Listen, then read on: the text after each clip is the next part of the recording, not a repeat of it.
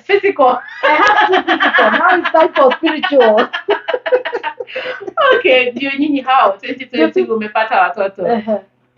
Mumeanza kuishi pamoja na bwana yako. Yeah. Now you're ministering, your husband is a minister as well. Yeah. Na wewe ni minister kanisani. Na wewe unafanya kazi mchana. Your husband also works, yes. Mchana pia. Yeah. Life imekuwa aje kulea watoto mko na 5 na 3 na mko na jobs zenye mnafanya mchana? Life umeweza aje kubalance? Maisha ni kujipanga. Okay, how? Maisha ni kujipanga. Yes. Ulizaa watoto wako hapa. Kazi ni yako. Yes. Watoto ni wako. Yes. Nyumba ni yako. Yes. Na bwana pia ni wako. The firstborn kwanza. The firstborn. Yes. Maisha ni kujipanga. Jipange. Angalia. Mutaratara. Can I take my children to a day center? Yes. And they look after them while I go to work. So that was we tried that one. It was not a good option for us. Okay. Because to do it, I remember one time nilienda ku drop Ethan. Okay. Asubuhi. Na alikuwa amelala. Yes. Nikamvalisha kama amelala. Nilikuwa na pack the night before. Yes. Bag yake, kila kitu, vitu zangu. Kwa sababu my husband Elisha, he used to leave earlier than I would. So yeye atakuwa ameshaenda. Yes. So nikamchukua nikampeleka kwa childminder. Akaamka just as I was handing him over. Kilio alilia. Even today I can hear it in my head. Yes.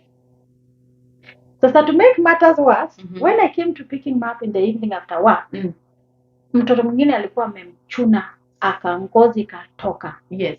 I decided to that day I was done. How old was he? He was 1. He was over one. Yeah, that's about there. Because sasa maternity, thankfully in UK, maternity is a year. Yeah, akisema maternity UK, anasema wale watu walikuwa wamekuja huku kitambo. Sisi ambao tunakuja hatuna hiyo 1 year kama hauko umefanya kazi. Like mimi nilijipea yenye nataka. Sawa. So if you're coming here pregnant na hauna kazi, hauna contract ya kazi, hiyo 1 year forget. Lakini kama umekaa hapa, uko na permanent job, unakaa unapewa hiyo 1 year. Na lazima ukue umekaa na kampuni about over 6 months ndio waweze kukupatia hiyo 1 year. So usikuje na expectation ati sasa umeenda nyumbani upate boro ukuje hapa halafu atatoa 1 year. I'm sorry. Utajipanga, utajiongelesha. Yes. Yeah. Yes. So he was over 1 year. So I think at that point so that time Elisha was working actually shifts. So he would do 3 on 3 off. So when he's off, we would keep him at home. And then kama ako kazi tunampeleka kwa childminder. Okay. And we were paying about 800 pounds for 3 days a week. For 3 days 800 or 3 days in a month? So 3 days per week in a month. 800. Wow. Ukiangalia pesa unaona yeah. Anabeba kamshahara kwa wiki moja na nusu. Hey, I know. My friend. Almost 2 weeks gone. Yeah, mpaka unaanza kujiuliza aje, must I really go to work? So you have to really think. Ndio maana nikisema mtu ni kujipanga, maisha ni kujipanga. Yes. Kweli ni kujipanga. So tukaona let's find another alternative. Yes. How about tukitafuta mtu atusaidie kukaa na huyu mtoto kwa nyumba, like an au pair or a live-in nanny. Yes. Because that way mtoto have kuamka mapema. Yes. Mtoto anaweza lala venye anataka. Mtoto ako in their own environment. Yes. So I went on a hunt. We all went on a hunt. And God is faithful. Kuna mtu akatuambililia an agency that used to provide live-in nannies. Oh. So we paid them 400 pounds. They gave us a nanny, alikuwa mshosho. And we stayed with her for 3 years. Wow. And she looked after him and he went to school. And it wasn't until we had Ilian and she just couldn't cope with now the 2 children. Akalemewa na kazi. So, yani anataka kusema sisi ambao tunawaambianga ati hakuna wasichana wa kazi. Oh my goodness. Nataka kutuambia wanakuaga ni sisi hatuna pesa. Okay. Now you know. Yeah. So ukatafuta so nikatafuta mwingine huyo akaenda kuzalilemewa watoto wawili was just a big kwa sababu alikuwa mzee yes. So watoto wawili was just a lot na unaona huyu mmoja anaenda shule na mwingine sasa ni mdogo ni katoto kadogo. Ukisema agency ni wale wenye tunaita bureau home. Yes, bureau, yes. Kwa hivyo hawa bureau huku hawakudisappoint. Haizi kupatia leo akupatie mshosho and then amuite the next day amuite kwa mtu mwingine. In fact before walipatia huyo mshosho walikuwa wameniletea msichana mwingine. Mchana kwenye alikuwa ameenda before kulikuwa na watoto walikuwa wanaenda shule. Okay. So alikuwa amezoea watoto wakienda shule anaachwa tu akiwatch TV akifanya vitu zake. Sasa hapa kuna mtoto ka 1 year kanamweka on toes akaona history sidhani. Decide hapana last 1 week. Oh, and then she went. And then akaniambia mimi nimelemewa. So I just called the bureau nikamwambia mtu wenu amelemewa mmeshaongea na yeye pia nyinyi mmemwambia amelemewa. So nipatieni mwingine. Ndio wakanipatia huyo. So how long unapatiwa hii 4000 because 4000 hebu nifanyie hesabu. It was 400. Oh, it was supposed to be 400 for the year. But they never came back to ask me for more. So my win. No, the agency ilimlipa 4000. 400. Ni 400. Oh, ndio kupatia. 400 ni finder's fee. Anakupatia for 1 year. Ukipata mwenye atakaa for longer. Okay. Na yeye mchana how much unamlipa? Tulikuwa tunamlipa so tulianza na 600 per week or per month. Okay. And then as you go you mnakubaliana depending na mtu kazi yake. Okay. So ukipatiana 600 per month. Huyu mtu unakaa na yeye huku anawaita au pair, sio? Yeah, au pair na living nanny. So wako na majina mazuri si msichana wa kazi. So so unamlipa 600. Huo mtu unamprovidea food tu kama nyumbani. Unampatia room yake peke yake. Okay. So ako na room yake. Hiyo ni rule ama ni mimi niamue? Naweza mchukua and then nimweke under stairs ama lazima? No. No, you can't do that. Siwezi mweka under stairs. Hakuna mambo ya under stairs. Hakuna ya kumfungia kakitanda usiku alafu mchana inafichwa kama hiyo. I can't do that. You need a room. Okay. This is a human being. Okay. Tuzoea right. Nyumbani you can have nampatia mattress hapo jioni anatandika sitting room asubuhi anatoa. Tena ni privacy yake pia. Yes, ataenda kwa choo. Na kwa bafu. I'm just thinking.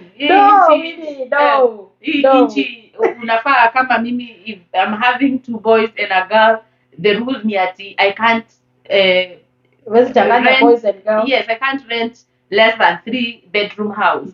So and maybe the money that we are earning is haifiki hapo. If you pay the bills money is gone. Now I'm bringing a nanny so that I can be able to go to work. And then now I have to provide another room. So meaning I will look for 4 bedroom house. So unaona anakuja na extras alafu nipatie. Na watoto wako wakikuwa wakubwa hawataki kushare pia. So eventually unaenda up na 5.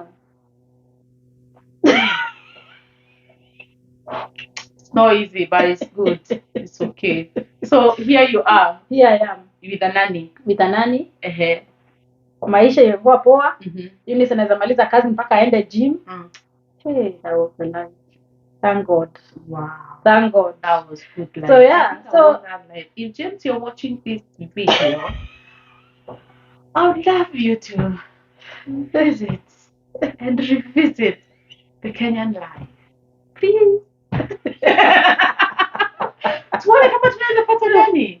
Yes, contact Yunis. I know you know each other. Wonder how we can go. Nitakupatia number. But now I need to have you gone to university, have the degrees to start earning good money that I can afford this 600. Because again, you're not telling us how much you are earning per hour as a physio. When you started, how much was it? My first job, I was paid 18 pounds per hour. So if you're paid 9 pounds, 10 pounds, ni sita utatolea mtu wapi seriously? Hiyo ni pesa ngapi na unafanya 40 hours? Fanya tu hesabu. If you're paid minimum wage. So usikuje huku na psych. Don't come here with psych useme Yunis Ogada alisema alikuwa na house girl, hata mimi nitaenda huko nikuwe na house girl. lazima ukuwe kuna kitu inalenga hiyo. The house girls are there, but even ile masomo yenye umesoma Kenya, if you're haiwezi kuwa converted to UK standard bado unapata the minimum wage. It's very hard upate kazi yenye utalipwa more than the minimum wage, right? Kama niko wrong? No, I think it depends with what job and how skilled and experienced you are. You can come from Kenya with good education and experience under your belt, and you'll be paid more than people who have been here for many years with the same belt. Yeah, it depends with what did you learn, like what was your study, and how in demand is it, and also how well experienced are you. Basically unasema kama inaweza kuwa converted ikuwe iko kwa standard, as in wana recognize. For example, you see now they are bringing people are coming as nurses and physiotherapists and allied health professionals who studied in Kenya, but they are coming and getting the same jobs, the same banding as those people who studied here. Now those ones are people when whatever they study, walisoma, it can be converted. Yes, can be converted. If it cannot be converted, then how? Yes, that's what we are saying, yes, right? Yes, because as a nurse utakuja uchukue bandi yako. Yes. Maybe utapewa iko juu ama upewe iko chini, but wewe ni nurse, uko registered nurse, so you are able to earn more. Either unafanya kazi kwa serikali ama unafanya kazi private. So you'll be able to earn more. But if the course ulichukua, and especially wale watu wenye hawako kwa medical industry, unfortunately inakuwa it's very hard to convert hiyo degree yenye ulifanya. But ukikuja huku it is easy. Unaweza start chini, you get pesa iko mahali, and then you do 1 2 3 courses, and then you're up there. You start earning ile kitu yenyewe. Ama ninakosea nafanya vitu zangu? Uko correct. Uko correct kabisa. Okay. Now after 3 years, msichana, now you've released the other one, the old mama. Now you got another one who can at least handle the 2 kids. So are you still having a nanny? Ama story ya nanny now is kaput? Yeah, we do. So your life has been smooth. I don't know about smooth. It's smooth as in, if you've been watching my stories on Instagram, you know how I struggle. Ninamaliza kazi 6 in the morning. I have to come prepare kids to go to school, and then niwapeleke shule, alafu nirudi kwa nyumba, and then sasa ndio nianze kulala, and I'm doing night shift. So if you've not been watching, please watch, because now this is the real UK. Ni watu wenye wameomoka. Ukisikia wako bado na nani kwa nyumba.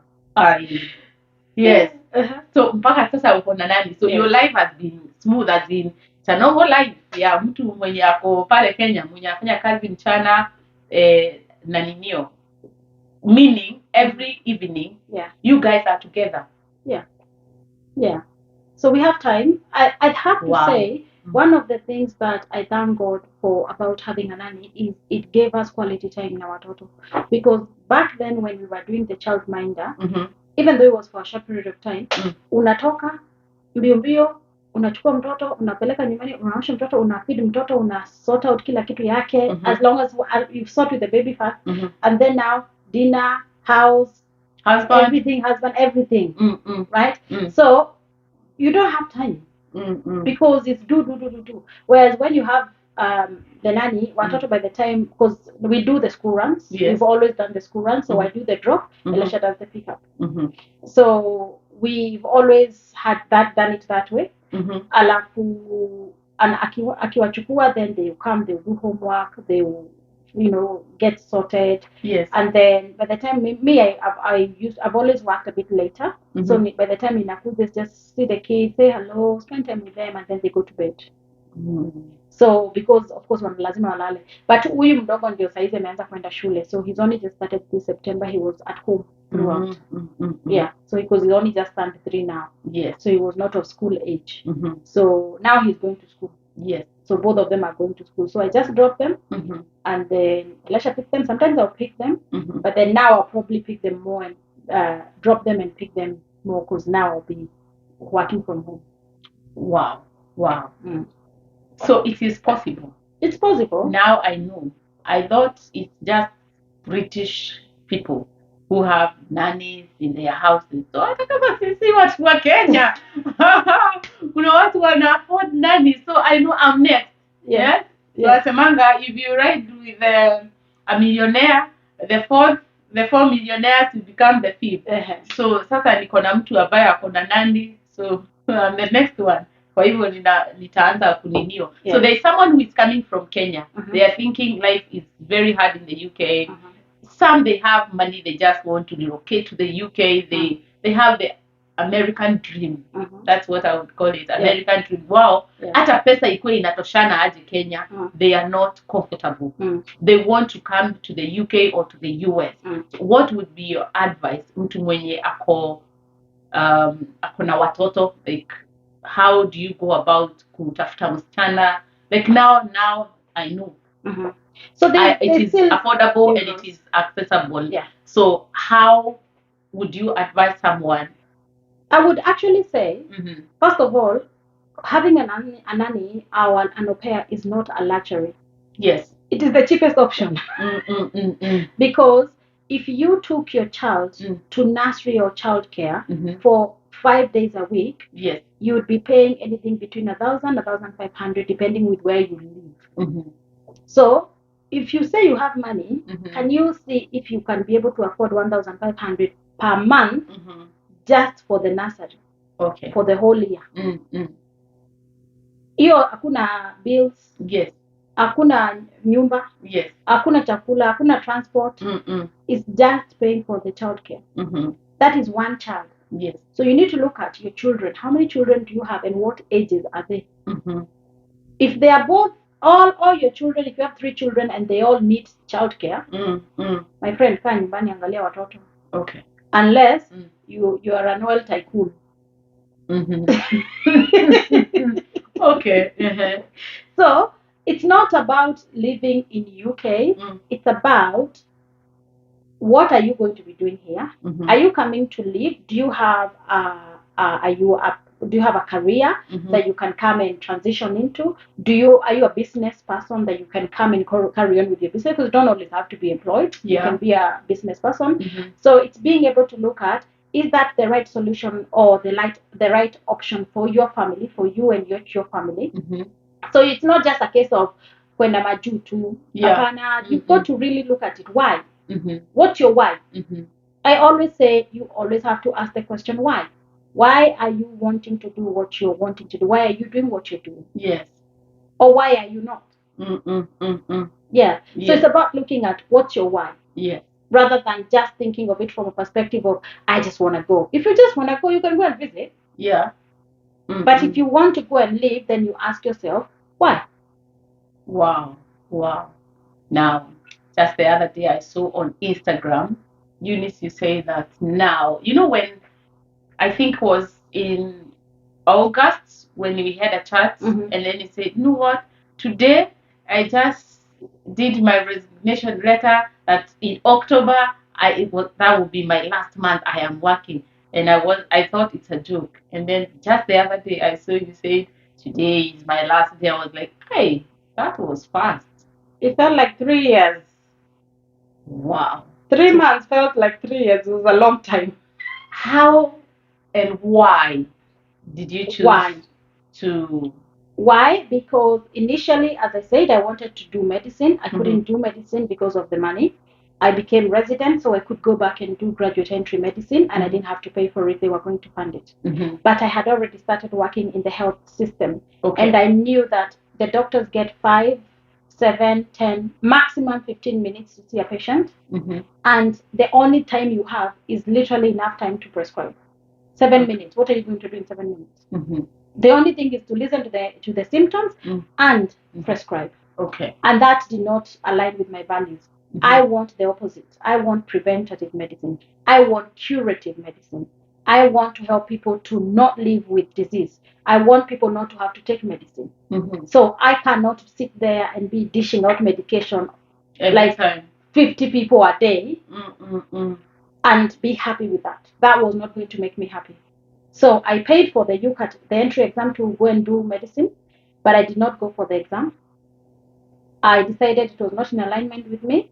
I would not pursue that. So I chose to pursue functional medicine. Functional medicine deals with the root of the problem, not the symptoms. I chose to focus on helping people who have diseases, reverse them. For example, if somebody comes with diabetes, it's not looking at what symptoms they have. It's about looking, why do they have diabetes in the first place? So addressing the root. Unang'oa mzizi. Yes. Because hata Biblia inasema nini? Any plant that my father has not planted, I will root it out. Yeah. Hasemi we prune. Because what conventional medicine is doing is they prune, right?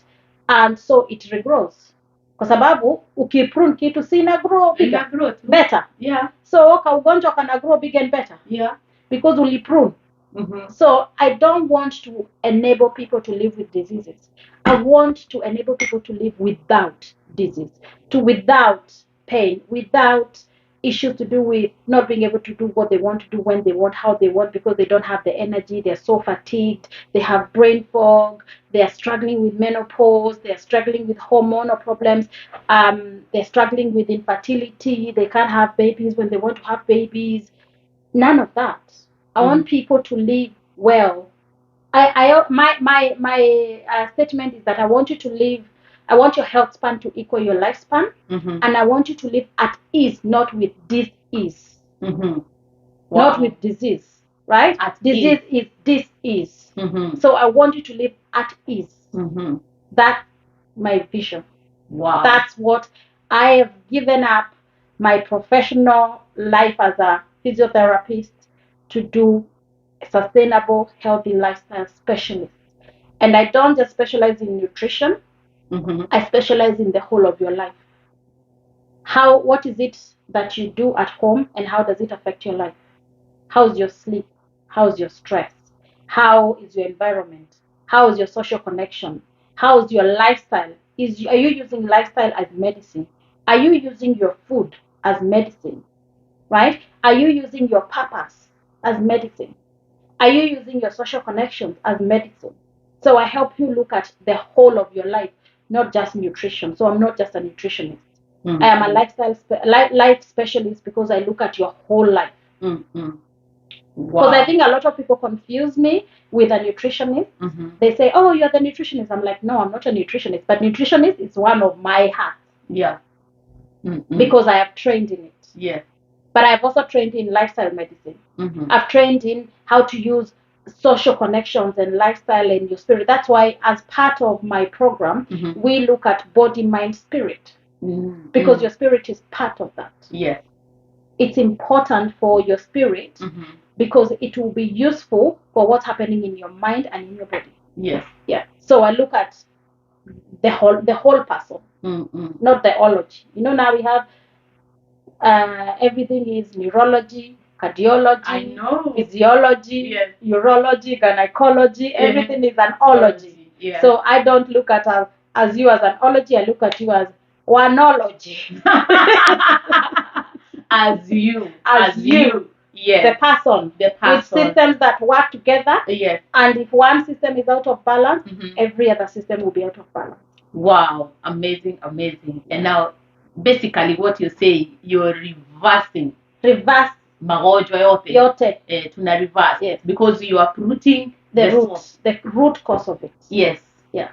Wow. Beautiful. And you know what you said about the wholesome?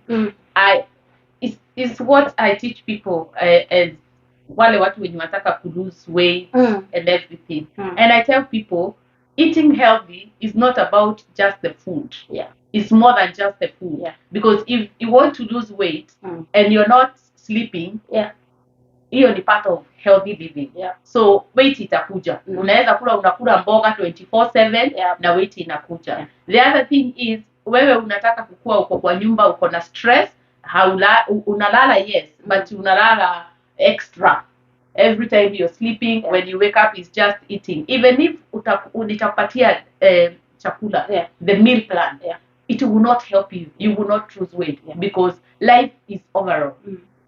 If living healthy ni yote, lazima mentally ukuwe uko sawa, lazima ukuwe unalala, lazima ukuwe, as you said about social, lazima ukuwe hizo vitu zote zina function for you to have a healthy life.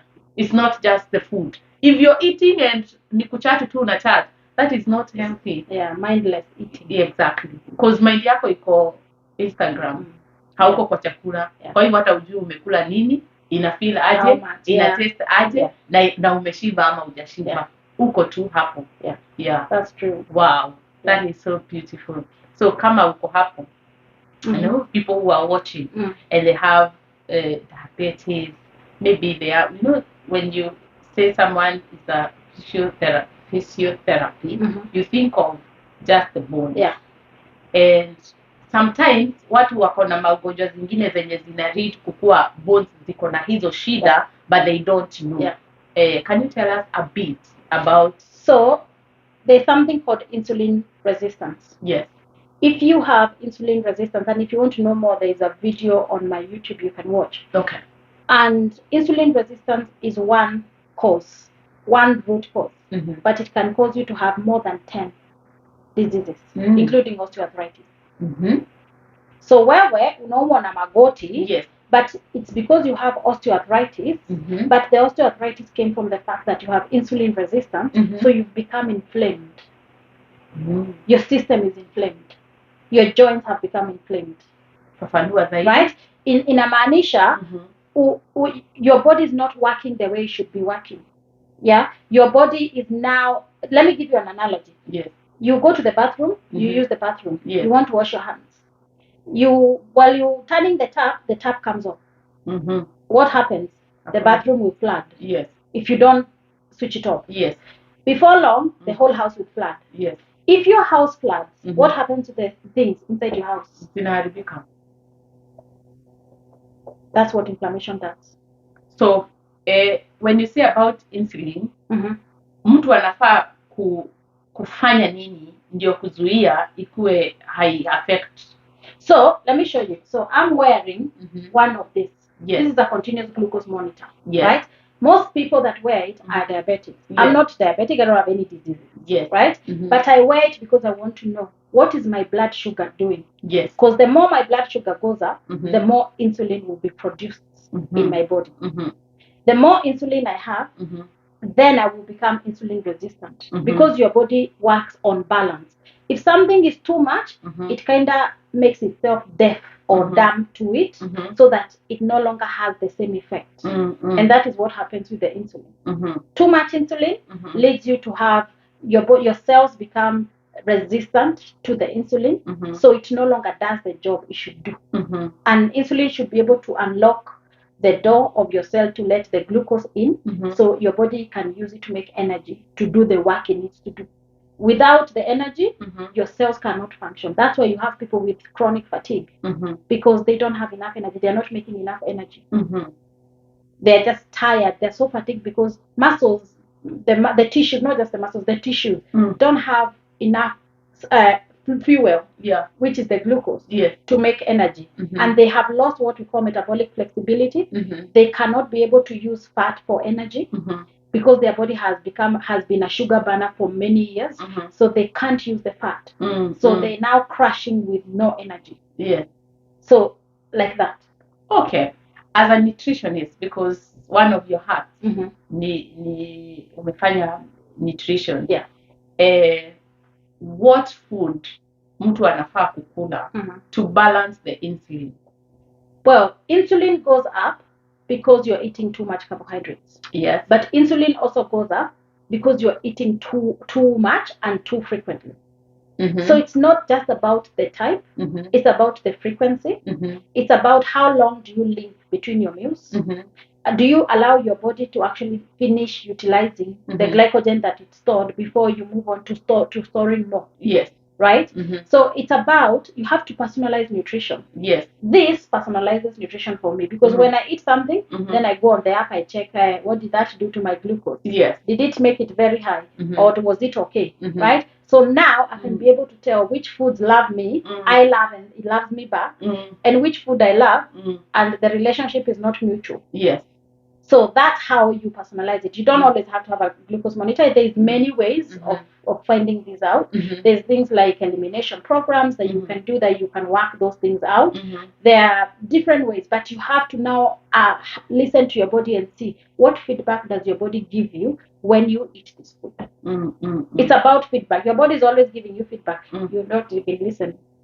Wow, this is super amazing. And if you want to start this journey of living healthy, you need to see Eunice or see me. If for me, basically, if you want to start living healthy and lose weight, for Eunice, you want to lose weight and you also want to reverse the disease, or you want to prevent having the disease in the first place. See us. Eunice We are ready. Eunice is on Instagram. Yes. Give us your handles, and you're also on YouTube. I'm on YouTube, Yes. although on YouTube I'm now going to grow it because now I have time. Yes. I'm on all social medias. My handle is exactly the same, including LinkedIn. It's Yunis, written as Yunis, Ogada, Ogada, at Yunis Ogada. In all of them, it's the same everywhere. YouTube as well? YouTube, Instagram, Facebook, LinkedIn, not Snapchat, what's the other one? TikTok. I had a Snapchat, but I forgot the login details and I gave up on that one. I'm even on Twitter. Oh, Twitter. Yes. Okay. Go girl. The strength. I know. Yeah. The strength for Twitter. Yeah. When I hear Twitter, Politicians. Exactly. Yeah. And I know nothing about politics. But you say the reason why you get a job is to focus on kutoa root cause. Watu waanze kuishi bila magonjwa. Yes. Without disease. Yes. Waanze kuishi at ease. Yes. Right? Not with disease. Yes. Yes. So waanze kuishi at ease. So tell me, what else yenye unasikia it is working for you when you now entering into entrepreneurship? I think for me that the reason I am able to leave my job is because I invested in myself. Okay. And I got mentors, right? Your mentor will take you places you can go, but in 10 years, yes. But they'll take you that place in a year. Wow. So invest in yourself is what I would advise anybody that wants to do this.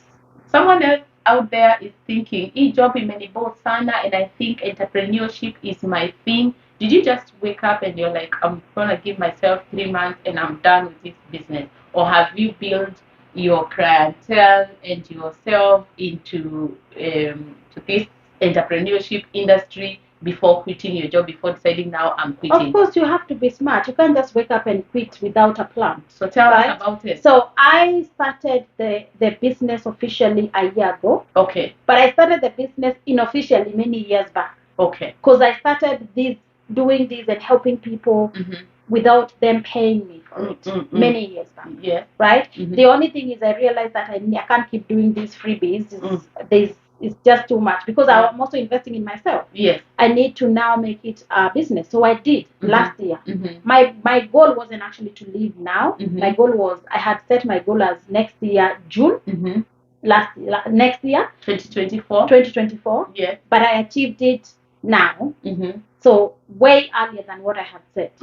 Because I did the work, because doing the work works. You have to do the work. So I started, I have had clients, I've had good successes. I've had people who have reversed diabetes, hypertension, cholesterol. I have a patient who has cancer and she's responding. She's even stopped having chemo because she's doing so well.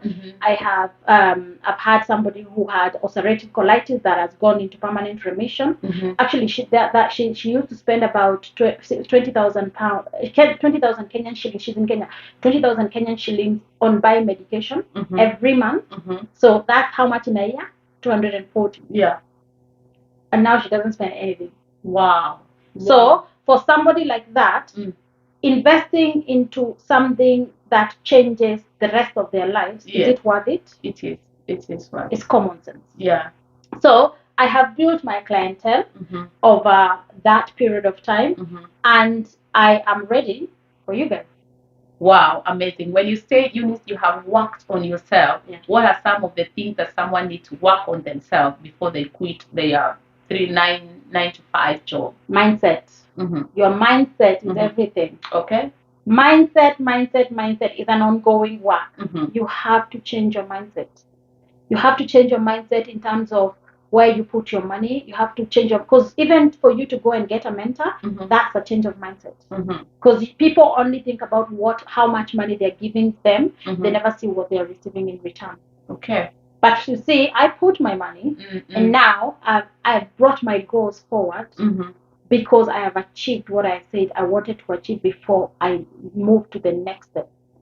Wow. When you say you paid mentors and you have mentors, what are some of things that someone, when you're looking for a mentor, what are the basics? The basics, yes. Have they done it before? Have they walked that journey? Right? You can't come and tell me that you've never worked in fashion and now you want to teach me fashion. Okay. You can't tell me that you've not trained as a doctor and now you want to treat me. I think it's about understanding. Look, do your research and understand who is this person, what have they done, do they have a track record, can you track the successes, do they have testimonials of the people they've worked with before, what kind of results have they received and achieved. Okay. Right? So you need to do the work. Wow. So, and we are winding up. What is your last remark? Success loves speed, and proximity is power. Lovely, lovely. Thanks so much, Yunis, for coming to this show. We are grateful. At least we've learned one thing or the other. Si umejua success loves speed.